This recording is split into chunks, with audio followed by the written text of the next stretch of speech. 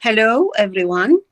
This is Dr. Arwa Hussein Al-Douri, and I am so delighted to introduce our guest today, Dr. Fadia Faqir, who is going to present to us her works and her literary experience as a major voice in diaspora. Dr. Fadia Faqir lived and educated in Amman and was educated in Amman. She got her BA degree from the University of Jordan. Then she got her MA degree from Lancaster University and then her PhD degree from the University of East Anglia. Now, allow me to introduce some of her major works. And as you know, these works are very important and will be discussed today because the subject itself is very important for the scholars and the students of literature as well. Dr. Faqir has published many important novels, such as her novel, The Pillars of Salt, which was published in 1996. She has another novel published in 2007. My Name is Selma, or also it has the other title, The Cry of the Dove. And the At the Midnight Chicken, which was published in 2009. She has also many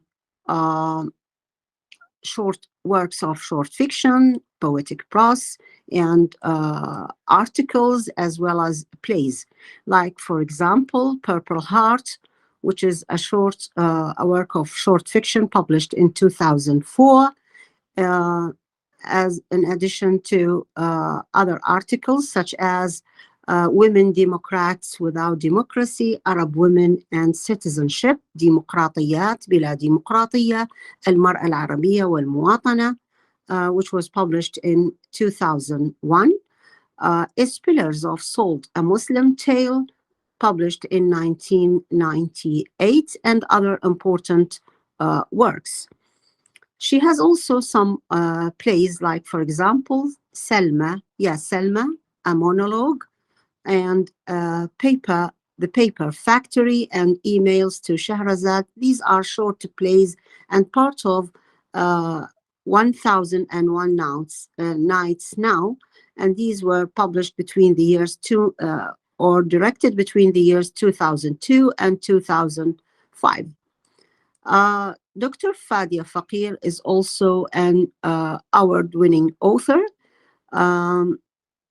For example, she has been awarded a prize in 2010 for her novel, the Danish translation of her novel, My Name is Selma, and another prize in 2009 and in 2001. And the first one was, she has been awarded in 1995.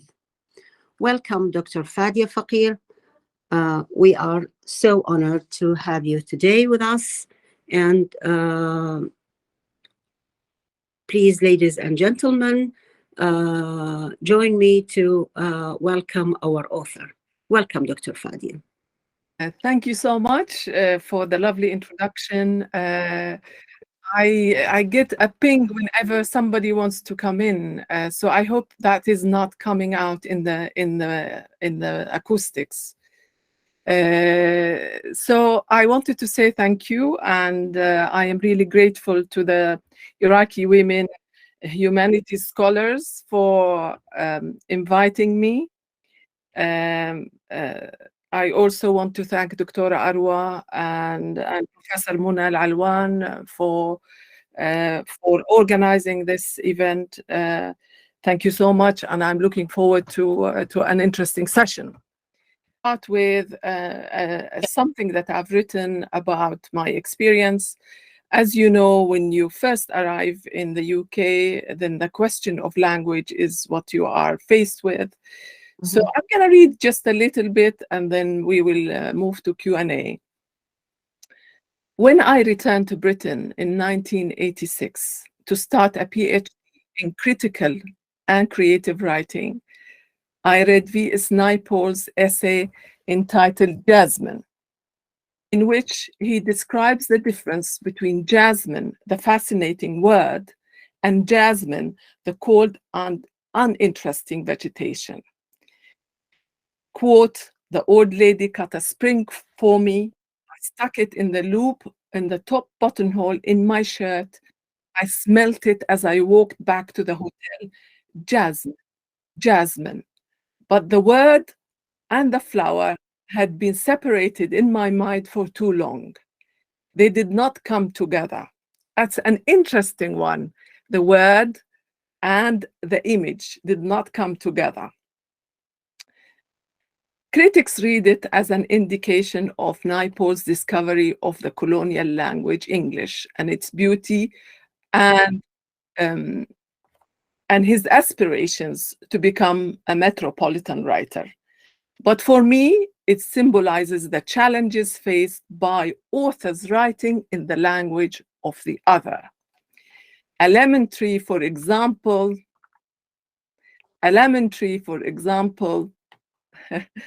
I'm trying to move this, scroll down, was part of my mental scape, and I didn't have to continually look for the mojus to describe it, thus perhaps fossilizing it. My relationship with the Arabic language was like a forbidden love, laden with danger and taboos. So I didn't feel that I could use it freely, and it was there was challenges to using Arabic. If you have, there is the tripartite of politics, religion, and sex, were neither discussed at home nor in the classroom. The difference of opinion with my father did not help. I felt incarcerated both physically and linguistically. So I left my homeland and became an expatriarch, a woman who left her country because of domestic, political, and intellectual policing.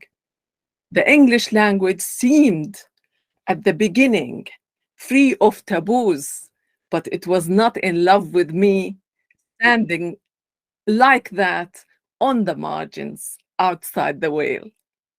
It had to be explored, wooed, and conquered, mirroring the Western colonial thrust into the Arab world in the 19th and 20th century. It had to be liberated. It had to be liberated by Arab invaders like me. The whole encounter seemed easy. In England, you could do whatever you want, be whoever you want, and use any word you like, or so I thought. Nisanid, as a result, is dotted with 4-letter words, an indication that the writer found the English language liberating, and could not stop swearing. Yeah. You could write about blood and gore. Yeah. You could write about taboos and blood and gore. This false feeling, underline false feeling of liberation and free for all did not last long. It took 5 years of living in self-exposed exile to discover a new set of taboos in an English society riddled with racism and burdened with a rigid class structure. Some in Britain today are born with a sense of entitlement and are members of the ruling elite, and others are born without any prospects. An exploration of this continent called English literature began in earnest. The dialogue and many parts of Nisanid, my first novel, were a direct translation from Arabic into English. My supervisor at Lancaster University, the late writer and poet David Craig, said, "Faqir spent days searching dictionaries and books looking for the right word. What was this?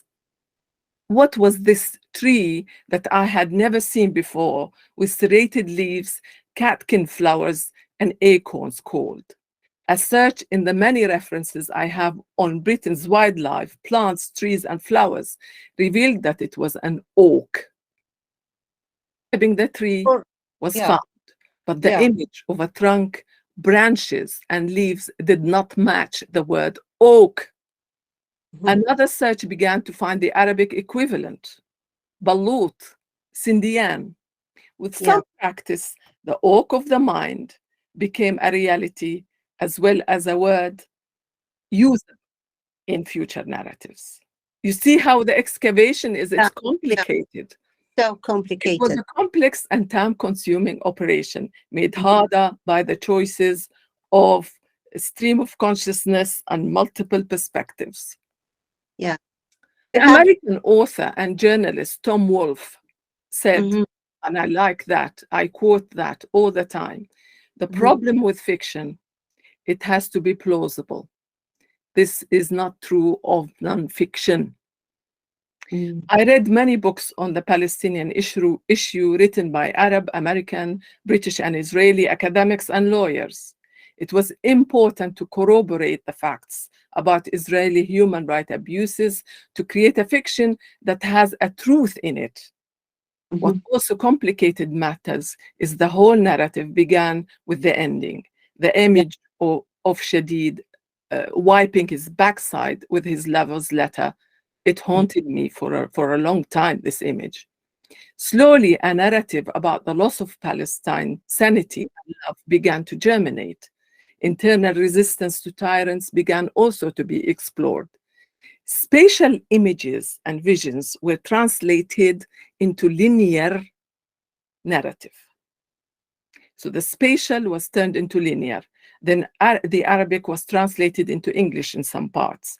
History will judge whether this experiment of double translation had succeeded. Like many Arabs living in the West, I decided to cut out the middleman.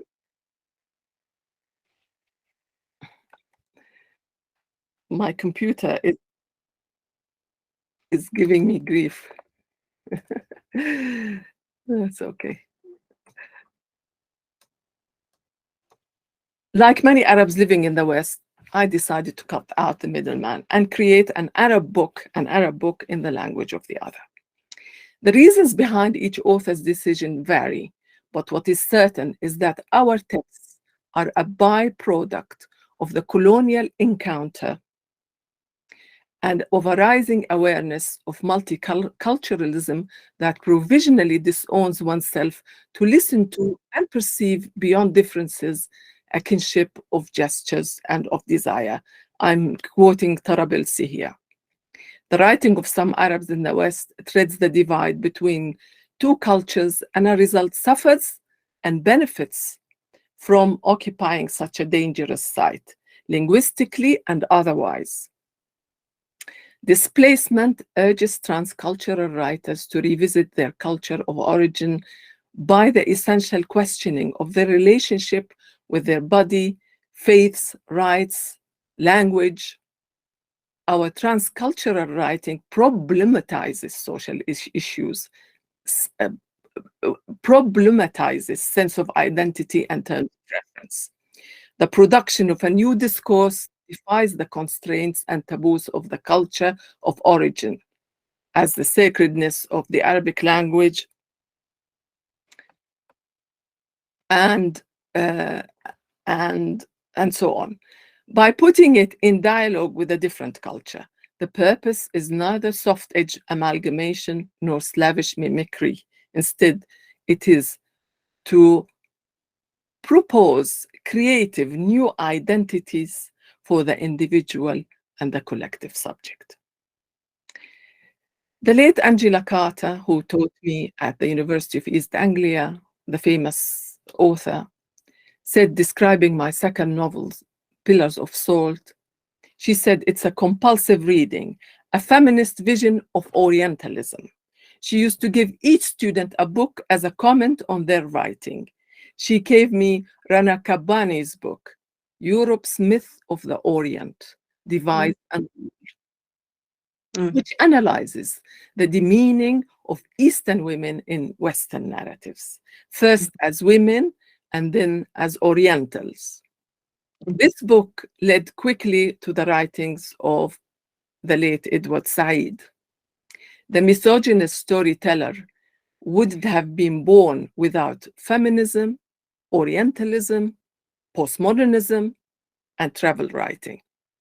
He also keeps a reservoir of oral tales mainly inspired by the Arabian Nights, folk tales, and quotations from traditions. So the melange turned out to be a novel about memory, representation, conflicting views of history, and sexual politics. It had the unreliable narrator, the indigenous women, and the mythic ending that was totally fabricated by the Orientalist storyteller. Pillars of Thought wouldn't have been possible without the writings of Edward Said on T.E. Lawrence and his description of his version of history as shabby. Postmodernism, with its intertextuality, unreliable narrators, parody, and pastiche, were used to heighten the plight of my main character, Maha, who is systematically misrepresented by the storyteller. A character who is paper thin, a composite, and an empty shell. So I wanted to put the indigenous against the empty shell. The simple and truthful narrative of the native women incarcerated in a mental institution outweighs the framing, fabricated tale. Now, madness. Madness is a theme that runs through most of my writings. I was influenced by R.D. Lance, the Scottish psychiatrist, whose views on the causes and treatment of mental illness were affected by existential philosophy. He saw madness as a miscommunication, as an inability to communicate. Madness to him is not an illness, and that was useful for me when I was writing.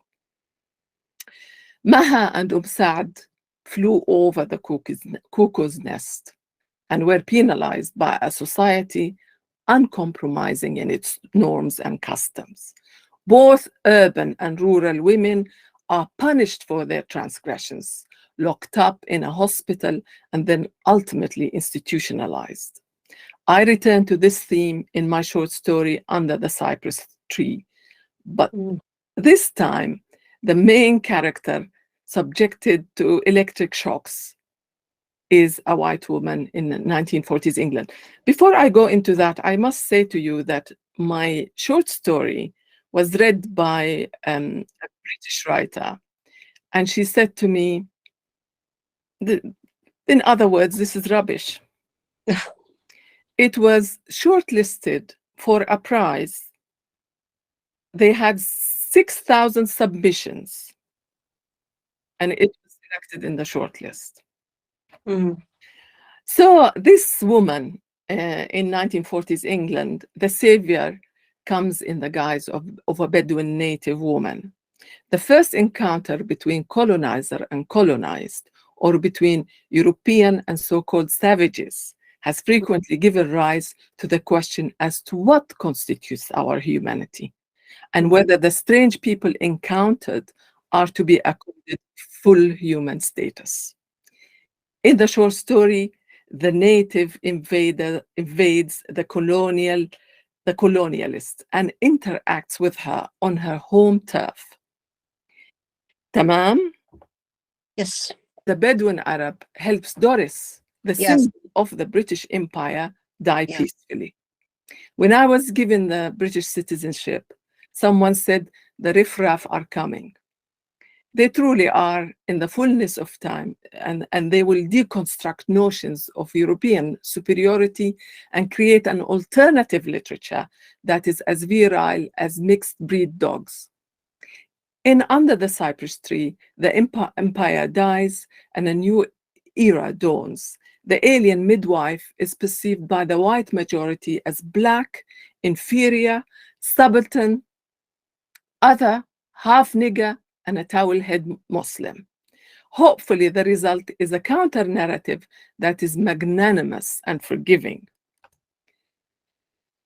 The following is a description of the first encounter between the English native and the foreign alien.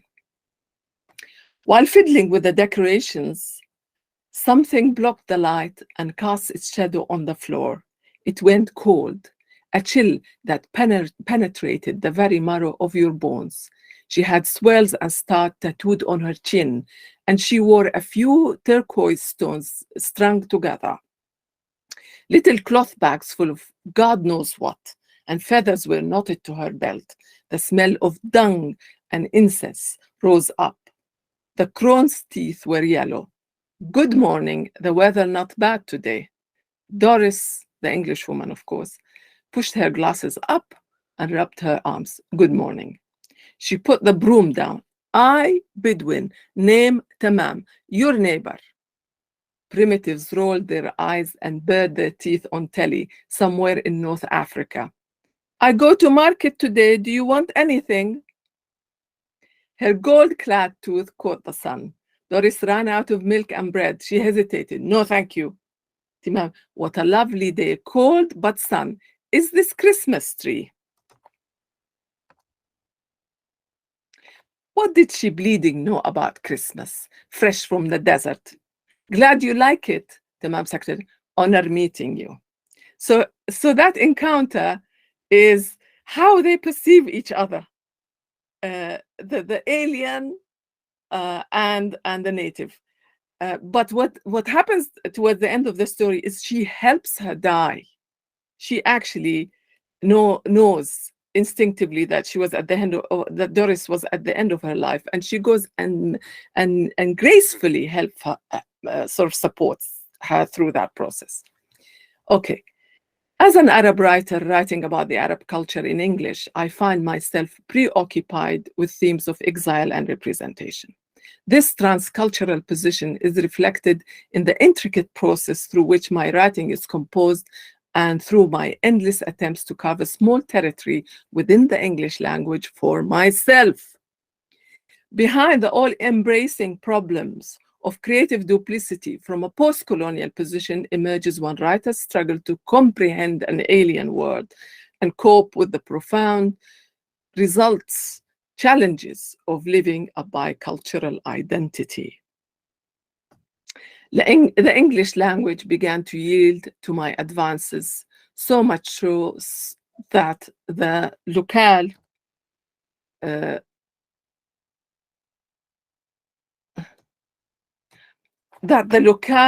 of my narratives moved from the Arab world to England. So, first two novels set in the Arab world, third novel between the Arab world and the West. Okay, and the final one is multi-settings. All my work pre-2005 was set in Arab countries, albeit fictitious Arab countries, and reflected an Arab sensibility. As a result of my literary consciousness becoming truly bilingual and an accumulation of my migratory experience for 19 years, a shift in perception and positionality took place. The setting in My Name is Salma complicates the notion of home by relocating it in what Palestinian author, I love this phrase, Fawaz Turki calls the geography of the soul. So moves it to the geography of the soul. Although I became a mongrel, quote unquote, the rules that white writing had set for me were unsuitable and had to be ignored. The dictates of what I must say, how I must say it, and what boundaries need to be observed while saying it had to be questioned and challenged. Although invisible, marginal, and misunderstood, it was important to place Salma in the UK to create a post-colonial encounter where the native travels to the metropolis and presents it from her point of view. British society perceives her as illegitimate member, but she was placed within its fabric as a thread of a different color. She is here and now, and the British either come to terms with this, with her presence, or begin a journey of self-examination. The spotlight on the white, upper class, and affluent had to be shifted to the Black migrant underdog to resist the tides of recorded history and give voice to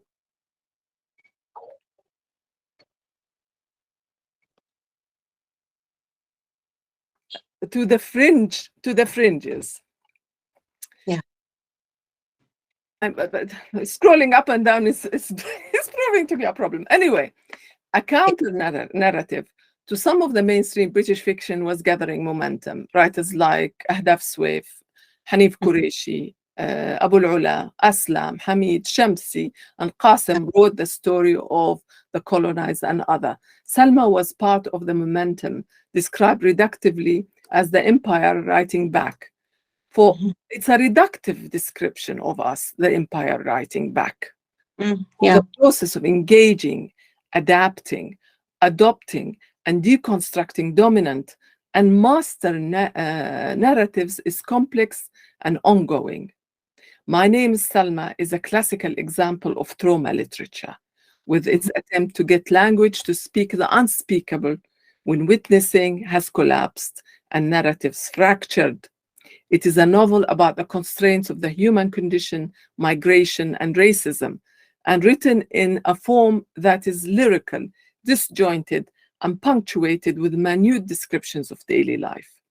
Encompassing a 16-year time span. Let's try that.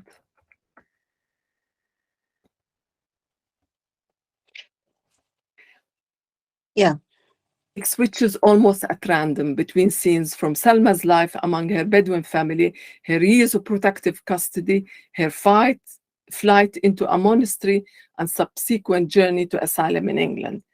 These are interspersed with episodes from her life in Exeter, as she attempts to find work, educate herself, and establish a foothold in an alien environment.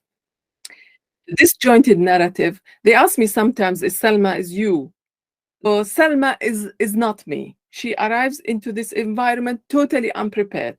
The disjointed narrative is meant to reflect her tortured self.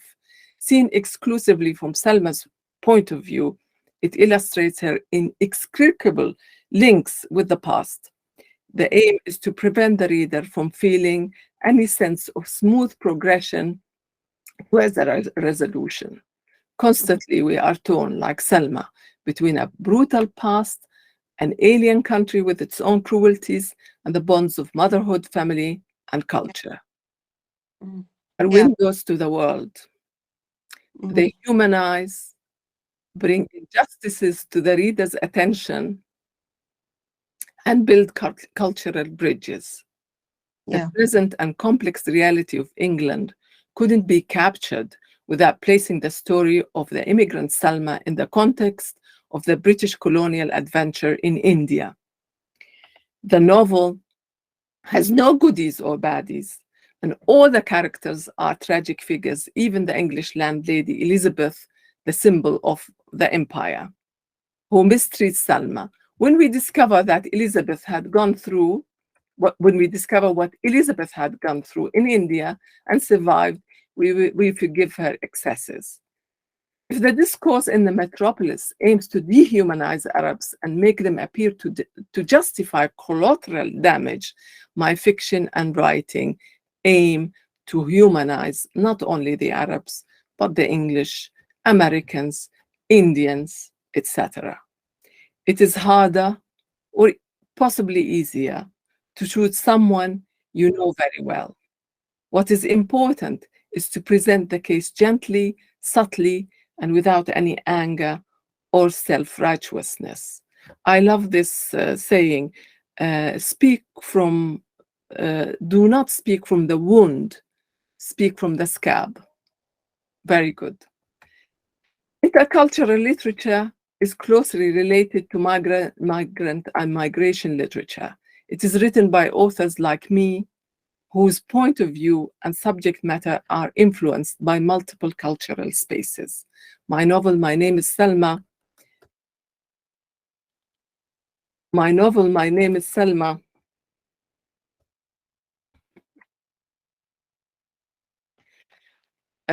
is not only holding a mirror to British society, but being located within the discourse it engages with, which may lead to the breakdown of barriers and the development of new cultural roles. In his book, In Migration Literature and Hybridity, Mosland argues that Deleuze and Bakhtin's work function as philosophical stepping stones that the author utilizes in innovative ways to explore minor literature that does not conform to established codes, a literature which maps new geographies and articulates irreducibility and multiplicity. If it is possible to separate sensibility from language, then the body of my work has an Arab attitude, responsiveness, perception, flavor, and identity expressed through the medium of an Arabized English. An English selected carefully to convey a specific Arab flavor. This is similar to what Indian authors did with the English language, but at a much smaller scale.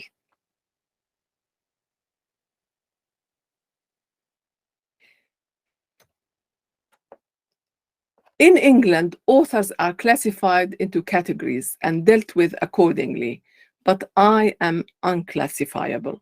I'm neither an Arab author writing in Arabic, nor a British author writing about Little England, nor a British author of Arab origins.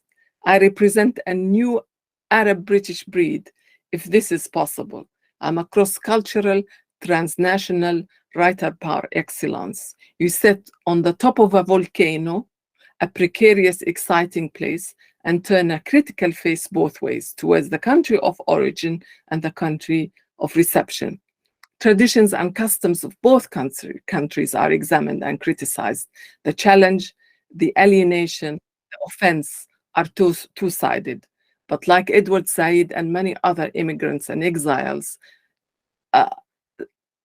survived by taking shelter, I survived like them by taking shelter in the house of writing, the house of song. And I'll stop here. Thank you very much. Thank you very much. Thank you, Dr. Fadia, for this very valuable and informative presentation. All of us, I'm sure everyone have enjoyed your presentation and the things that you've mentioned. And actually, I have a couple of questions in mind. Honestly, I have more than 2 questions, but I want to give time for my colleagues or others to raise questions if they have. First question, you've referred to the name Selma. And I know very well that the name Selma is not only repeated in My Name is Selma. My Name is Selma is the title of your novel. And it is also, you have a short play, Selma Ya Selma. And also in the protagonist of your novel, The Cry of the Dove, the protagonist is also, the name is Selma. So what I have in mind is, does it have a symbolic significance or some biographical resemblance? Why the name Selma? Selma. First of all, The Cry of the Dove and My Name is Selma are the same novel, but in the United States, it was published under The Cry of the Dove. They chose another title. So it's the same Selma. No, there is no autobiographical reason, but I think it is Arab and easy to pronounce, easy to understand, familiar. That's why I chose it. It has no. It doesn't take me back to anything in my past. Yeah. So it's just cultural resemblance. That's it's cultural. Let's say suitability. Yeah. And you also mentioned something about that you are neither a British author or an Arab one. So you stand in this on this hyphen. So so how do you view this hyphenated identity, or this in-betweenness? Because sometimes it is a sort of a conflict, causes a conflict or struggle for some authors or intellectuals. How do Dr. Faqir view this hyphenation or in-betweenness? Well, when I said I'm not an Arab author, what I meant, I'm not an Arab author writing in Arabic. And I am a British author writing with an Arab sensibility. So it's very difficult to classify me. So I am in between, one foot in one culture and another in another culture. And also the challenges in the culture I left behind, there are issues there. And there are issues with what is in front of me, the country I am in. It's a very dangerous position to be in. We are sitting in the crater of a volcano. Yeah. And of course, it's a minefield. You have to be very careful how you navigate and negotiate. But also, it's an exciting position to be in, because you can see the culture you left behind, and you can also see clearly the culture you are in, because you're an outsider. So the distance clarifies what you left behind, and being in the culture, but alien, you see much more, or see from a different perspective. Actually, what you mentioned reminds me of Naomi Nye, the Arab American. She also, there's a sort of cultural reconciliation in her works. So she feels like she belongs to Palestine or to the United States. She likes this space she stands on, this hyphen or this in-betweenness. I think I have to give the mic to Dr. Lamia. Dr. Lamia and Dr. Aufa have some questions, if you if you allow us. Dr. Aufa, Dr. Lamia. Thank you so much. Thank you very much. Thank you so much, Dr. Fadia, for this insightful and interesting talk. In fact, it is unfair to ask, in my opinion, to ask questions when we haven't read your works. But what encouraged me is the amount of material I've read about you and your works. It's really amazing what you have done. I have 2-3 questions, and I will say them quickly so to save time. One of them is that, in your opinion, to what extent have the Anglo-Arab writers managed or succeeded in changing the stereotype image of Arab women in the Arab countries, according to the Westerns? Did you really manage? Because you mentioned that your works really serve as a cultural bridge between the two cultures. Did you really manage this as one?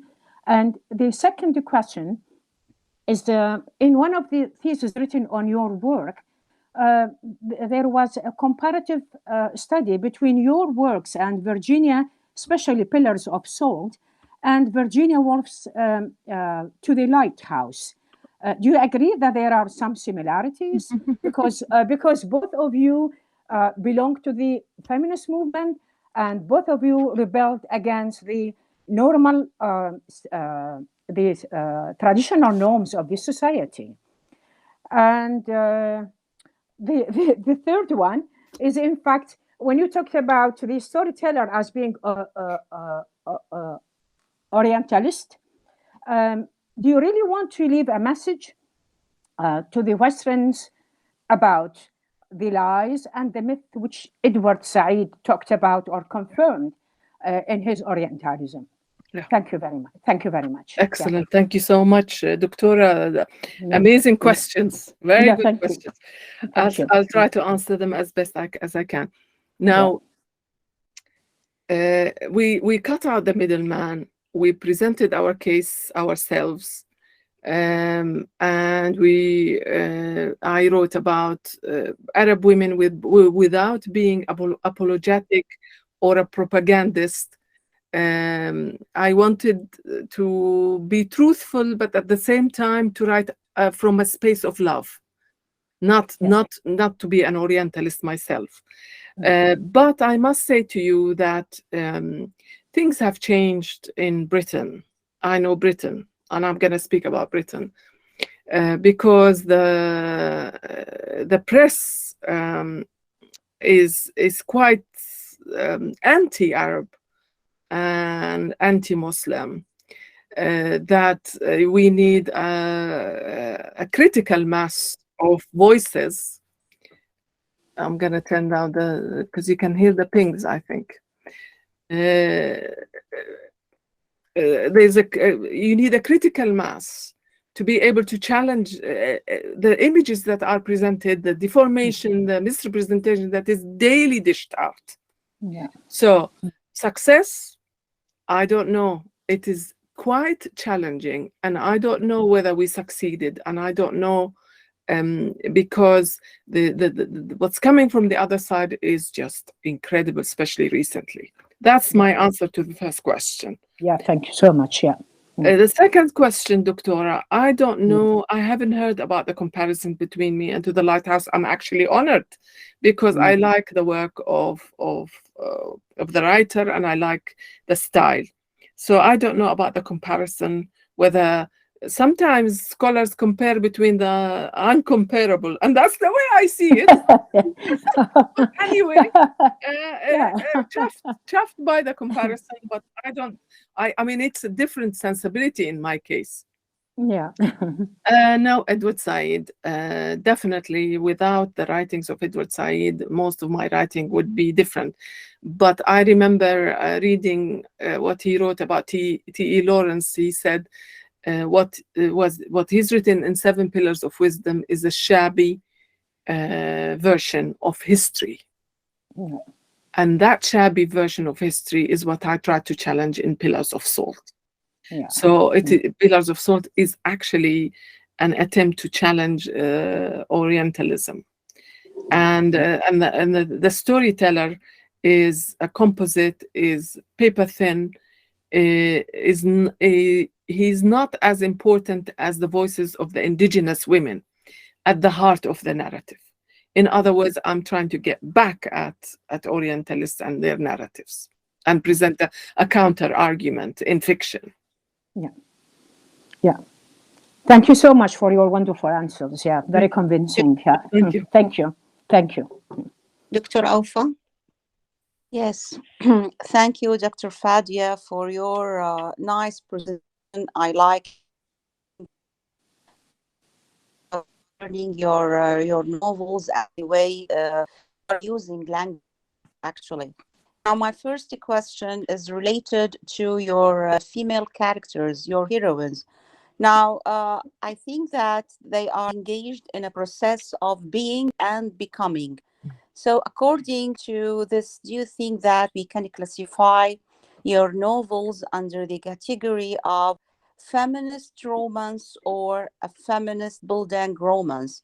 At the end of each novel, they are looking for self-actualization, and they succeed in achieving this goal. So if we want to categorize your novels under one of these two genres, maybe romance or a building romance, which one is going to be more suitable?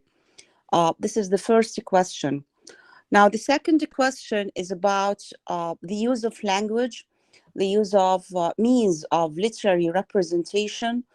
I want to ask about the phase of your writing. You know that if we want to rely heavily upon Ellen Showalter's essay when she talks about the phases of literary style related to women, we have female, feminist, and feminine. So do you think that we can place your literary style in relation to this phase, feminist or a female or a feminine? These are my 2 questions. Thank you very much. Thank you so much, Doctora. Thank you. Now, for the female characters and their self-actualization, I mean, it ends in tragedy for the women in Pillars of Salt. They end up in a mental hospital, but they are the winners somehow, historically and within the context. So basically, a dramatic victory, but ending up in the mental hospital. Now, some would argue that my fiction comes under trauma literature. So if you want to classify it, then perhaps what they call trauma literature is a good classification, I would say. Now, for the second question, it's interesting. I think I've read about that classification when I was studying feminism. I think I started instinctively feminist, and then towards the end, if you put in Willow Trees Don't Weep, at the final stage, let's say feminist / feminine. Mm-hmm. Okay. So both. Okay. Both for the final one. So feminism all the way, but maybe feminine in Willow Trees, maybe. Now, if you allow me, in fact, your first answer to my first question takes me to another area. That's the area of trauma, which is I like it very much. In fact, my dissertation was about trauma. Now, so do you think that you are trying to verbalize the agony of Arab women, or maybe you yourself are trying to heal your invisible trauma inside you, or maybe you are trying to be witness to something related to certain experiences related to the East? Yeah. Well, I mean, it's trauma because the characters go through a traumatic experience. So we can say trauma literature. I mean, you're an expert, so you know. But when I started writing, I showed my writing to a critic, and the critic said, there isn't much autobiography in your writing. Then you're gonna become a writer, and you're gonna stay writing for a long time. So what is autobiographical is quite small in my writing. I mostly, for example, my name is Salma. I did a lot of research on honor crimes, on women's position, on so much academic work on that. And that fed into the novel. In other words, I felt maybe giving voice to the voiceless, which is a cliche, but I wanted to take a victim of a misunderstanding related to honor crimes and give her a character, a voice, a life to show people, to kind of clarify the tragedy that surrounds something like this. So humanize. Thank you. Thank you very much. Yeah. Yeah.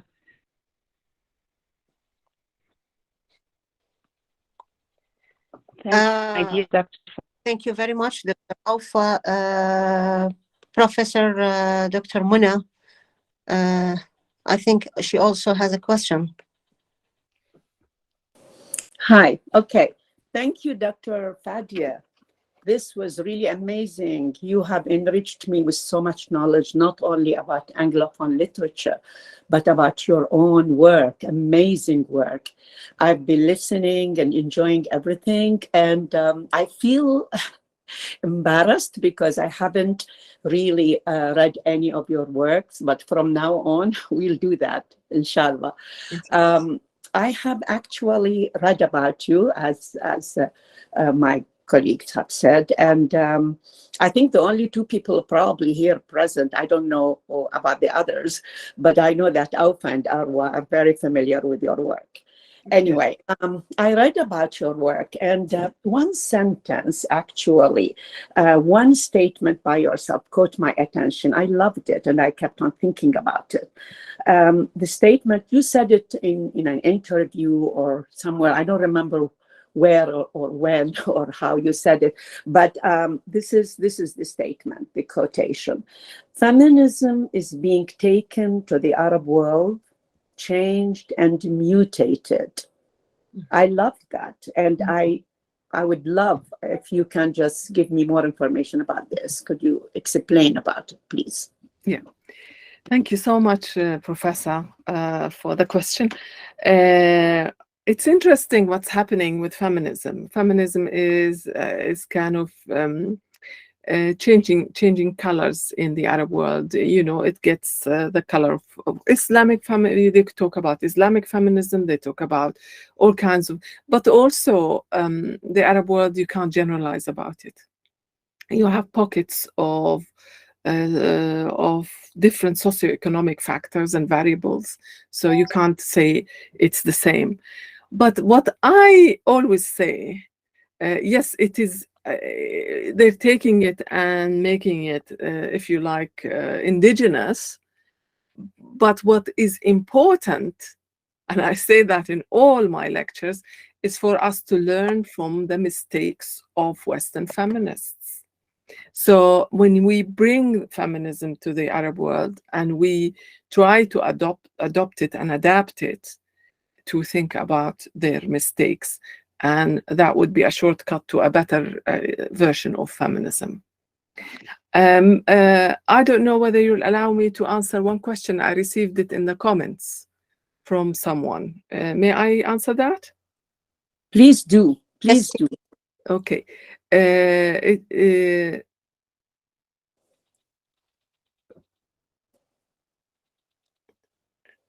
Okay, two questions. Do you want to change things in the Arab and do you want to challenge Islamic laws and so on? Not through the novel maybe, but through my academic work, because I work on something interesting to do with women's inheritance rights in the Arab world, and we're trying to find a way where women get their full inheritance, and that is through my academic work. And so, yes, I mean, we're trying to find creative solutions for the challenges that Arab women face. And one of the areas that I like to focus on is the inheritance. Now, the other question, did you feel restricted in the West, and were you restricted because you're a woman or because an Arab? Look, listen, towards the end of my talk, but I didn't go to the end. I didn't want to bore you. There are labels that are applied to me: woman, Arab, Muslim, etc., Jordanian. But these labels that the West applies to me, trying to restrict me, are liberating for me. So, in other words, if you underestimate me, you give me a lot of power instantly. So if you see me as inferior, as woman, as inferior Muslim, as Arab, lesser, then you've just empowered me, because you are underestimating me. And if you are, I mean, if you have two people fighting each other on one another, then you know what's going to happen. So that they apply all these labels, they try to restrict me, but it does not discourage me. On the contrary, I sit and quietly smile because I'm being underestimated.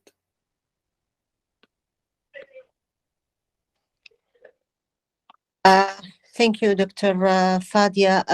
Thank you very much. So what I understand, if you your answer that you do not totally agree with the stereotypical image that with which the Arab Muslim woman is put in Western writings, culture, or media? Yeah, I don't. I think it's a reductionism. I think it is less than what they are. Well, we are faced with this every day, especially in the British media. But I don't know. May I read just the last paragraph of my talk, because it kind of answers. It was necessary to see an oak in both cultures. Imagine it, then represent it. An oak that is also a Sindian, does not belong to the English language, and had become mine, yours, ours. It turned into a cultural product colored not by subjectivity, but by its subject position. Planted there in the fertile land of the geography of the soul, there in Granada, as I imagine it had been. It grows in other ways in the direction of light.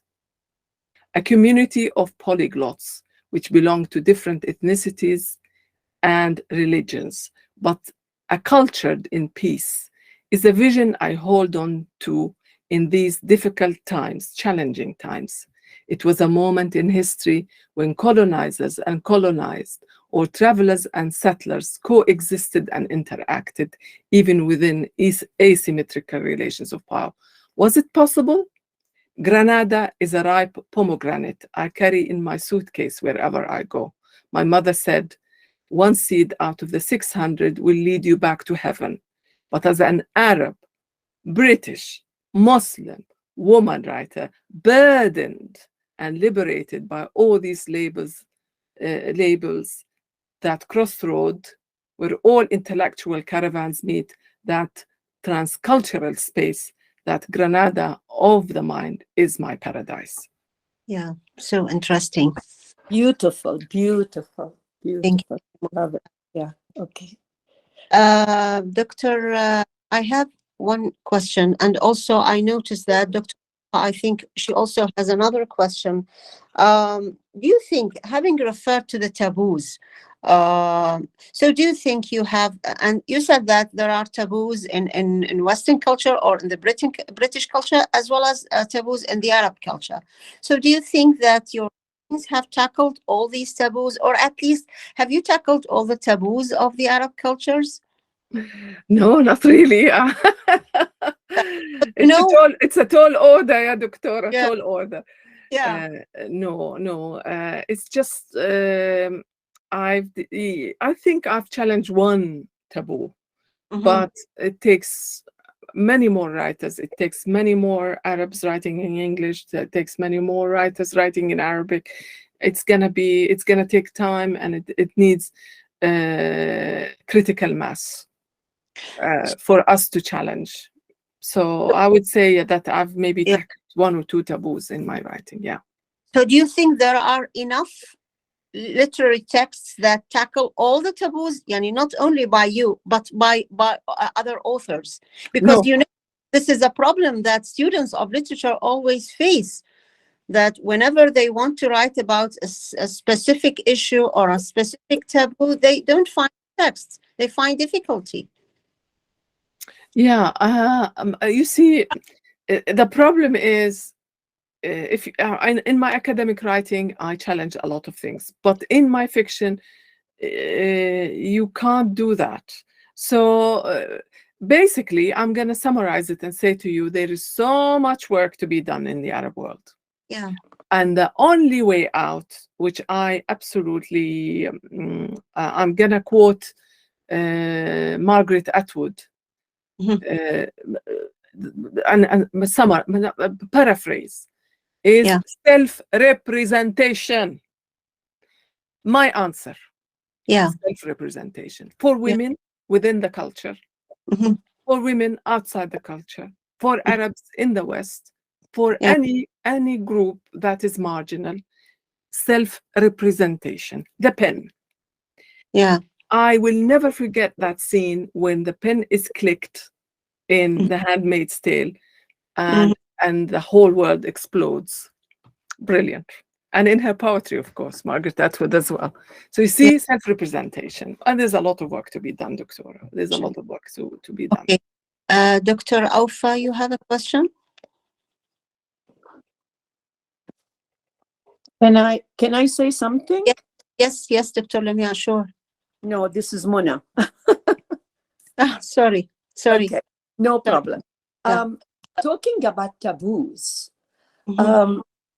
I don't know. I feel that nowadays, with what's going on in the world around us, and in the Western world, let us say, I feel there are no more taboos in the world, in the Western world today. I mean, so many things are happening nowadays, which really, make us feel, oh my God, there will be no bridge between our culture and their culture. That's my personal opinion. What do you think, Dr. Fadia? I disagree. I think if you are talking, for example, let's take one example. Yeah. About violence against women. The rate of violence against women in Britain is high. 4 out of 5 women experience it. That was a few years ago, according to statistics. In other words, there are challenging. There is sexism in this culture. There is misogyny, and it's interesting because it's rising rather than falling. Especially post Brexit. Brexit put a shot in the arm to patriarchy, to sexists, to racists. It emboldened them. So things are not moving forward in many. I'm just gonna not generalize, but say in many parts of their lives, women are challenged here. No, I actually, thank you so much for this. What I meant, probably I did not really put it very clearly. I mean, I'm talking about culture. I mean, our culture, our Islamic culture, even people who are, not really very religious. We have our own culture. We have our own values. We have our own taboos, let us say, which are okay for us. For example, what's happening in the world, for example, today, all this about, homosexuality or whatever. And I mean, what I feel we are separated from this culture. Even if we try to kind of draw bridges, the divide is there. The divide is there, and it's getting wider and wider. That's my personal opinion. I'm not really. That's why I said that we need to learn from their mistakes. Because we can't copy. We shouldn't become copycats. Absolutely. We need to learn from their mistakes, and they made mistakes along the way. Absolutely. Thank you. Thank you very much. Dr. Yeah, I have one more question, if you allow me, Dr. Fadia. Totally. You set your story in the early part of 20th century, which is after the independence of Jordan from British colonization. That's right. I mean, why this period? Do you think that colonization is as detrimental as patriarchy? I mean, they are both dangerous. The same danger? Yeah. Very dangerous. Yeah. Listen, I said in Rome, that patriarchy keeps me awake at night, from the USA all the way to Iran, and in between. Yeah. So patriarchy is dangerous. Why? Because it allies itself with anyone, with anything, with colonialism, with occupation, with to survive. So absolutely, there is always. And I wanted to basically, I'll tell you how the novel has started. I watched a film. I watched T.E. Lawrence, the film. And it was David Lean shooting in Petra in Jordan. And you could only see the backs of 2 Bedouin women. And that's it in the whole film. And I was brought up with the Bedouins. My mother, although Circassian, she took me to my father's tribe, and I spent a lot of time with the Bedouins. So I just was angry about not even seeing their faces. They were totally invisible, and I want to give them visibility. I wanted to show to tell their story. So that's maybe the project of my whole project is to make them visible. Yeah. And patriarchy then, and patriarchy now, and I wanted the women's reading of our modern history, or the women's version, to be there. Yeah. So basically record our, history is recorded by men mostly. So I wanted the women's voices to be also recorded. Yeah. Thank you so much. Thank you. So, Dr. Fadia, do you think the subaltern can speak? It's interesting because Spivak was talking about how in India the colonial powers presented women as completely silent. And her project is to get the subaltern to speak, which I wrote a whole article about. So the subaltern, of course, can speak and should speak and should represent herself. Yeah, that's my underlining thesis. Represent yourself. So there's so much to be written about Arab women, and hopefully Arab women will do it themselves. I mean, one area I feel that is lacking is how critics deal with the works of Arab women or with their fiction. They read it as autobiographical, they trivialize it mostly, they don't look at it seriously. And literature cannot flourish without criticism. So they feed on each other. In other words, we need more women critics, we need more women writers, and so to create a synergy where our writings and our voices are going to thrive. Thank you very much. Dr. Aufa, you have something? Yeah, I think. I have, Dr. Arwa. Yeah. Dr. Fadia, you said that your project is to give visibility to women, and this is clear for me when I read my Selma. It is almost clear that you are trying to let Selma speak about herself by means of telling them. So the significance, the argument in the title very clear to me. But what about the title of Willow Trees Don't Weep? What is the significance of this title? In fact, all the time every time I read this novel, I ask myself, what is the significance? What is the significance of a willow tree? Why willow tree? Why this word weep? What is the significance of this? Because I usually tell my student that the title of any literary work is the clue to the whole literary work. So what is the argument? What is your thesis statement behind just this particular title? It's a long story, but I'll keep it short. When I went to a meeting with the executives at the publishing house, they did not like my original title. And my original title was brilliant. It's The Terrorist Daughter. But they said to me, it will not be sold at airports.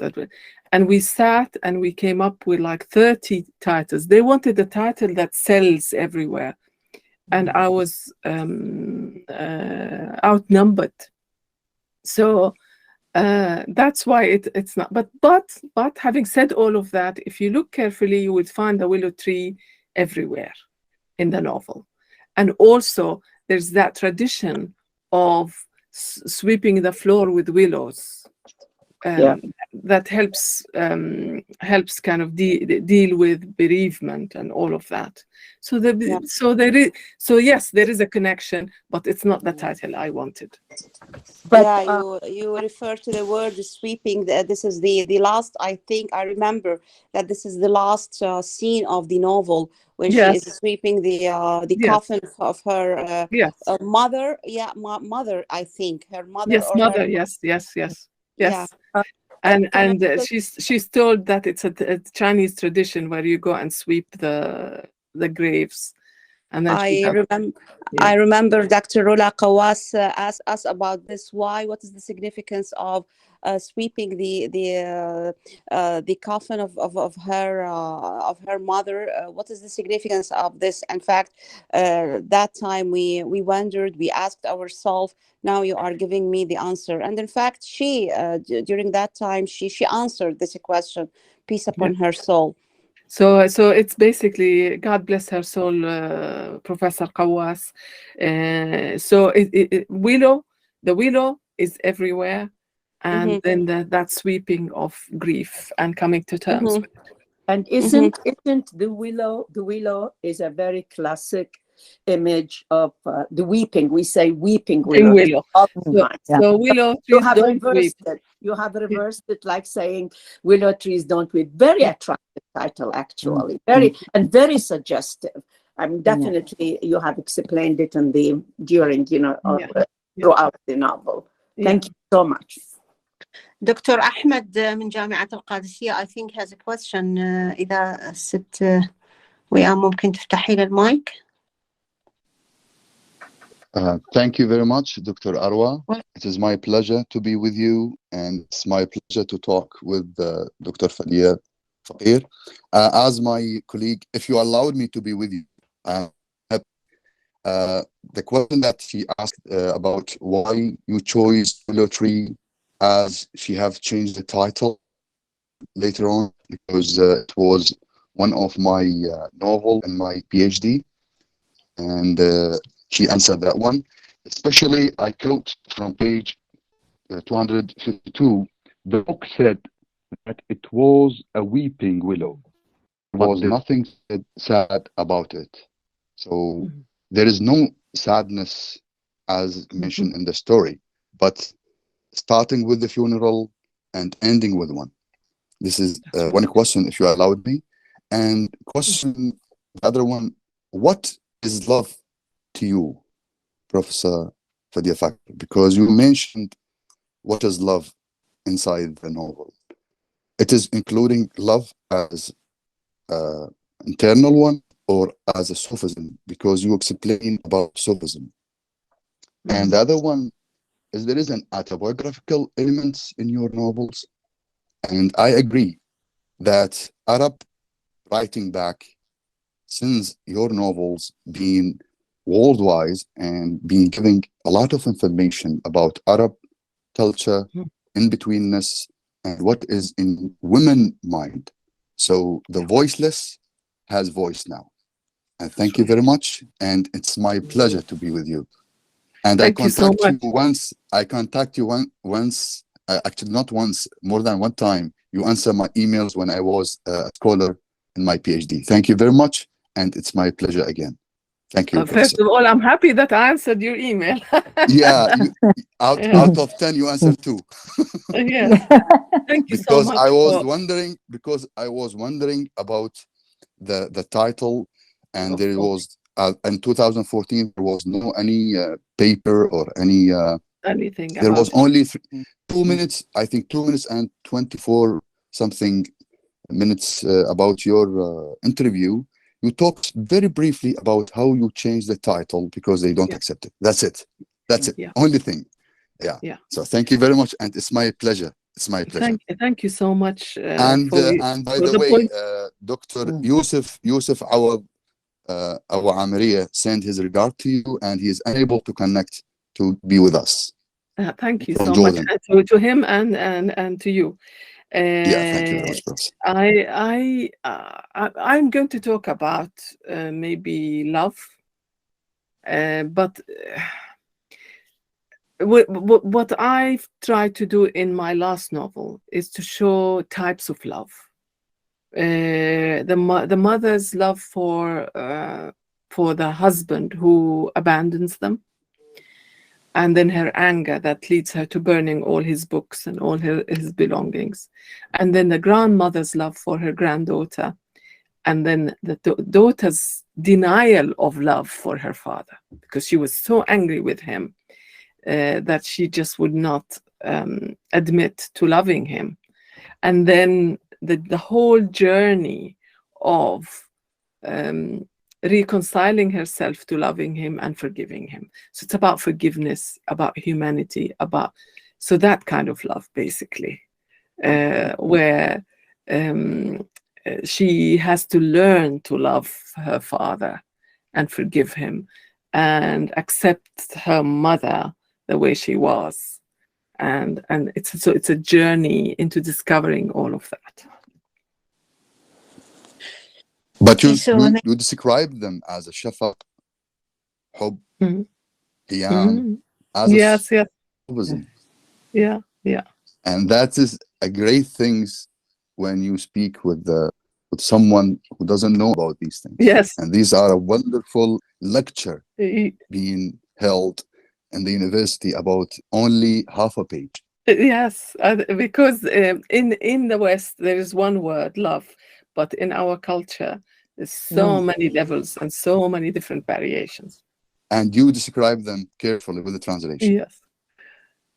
Thank you very much. Thank you. Thank you, Dr. Ahmed. Thank you, Dr. Like from Ms. Asil. Okay. It's really a pleasure and to celebrate your being among us, Dr. Faqir. In fact, I have one question to ask.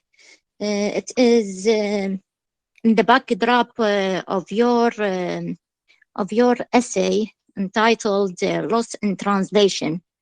How do your female protagonists translate themselves in the light of Zygmunt Bauman theories of fluidity and solidity, as long as you are talking about hyphenated characters? So what matters the culture where they've found themselves hyphenated. So how much do they appear? Are they solid or fluid? This is my question. A very interesting question outside my area of expertise, but I'm going to talk to you a little bit about translation. So the work itself starts as an image, and then it is translated into maybe Arabic in my head, and then English. So multiple translations. And I remember reading a book called Lost in Translation by Eva Hoffman, which is a brilliant book. But then I realized that you're not only lost in translation, you actually gain in translation. In other words, you lose something, but you gain something else by translating yourself or presenting yourself. So it's a paradoxical process where you lose and you gain at the same time. Thank you very much, Dr. Fadia, and thank you for all the questions. I think we have come to the end of our webinar. If we don't have other questions. May I say something? Yes, sure. If there are no other questions. Yes. Sure. I want to say how delighted I am with this evening's seminar. The questions are quite interesting. How heartening to see so many people reading, so many women academics. Brilliant. And when I see Arab women academics or Arab academics and and Arab students studying and are involved in the process of education, it warms my heart. It is the way forward. So thank you so much for having me. Thank you for your hospitality, and God bless Iraq and its people.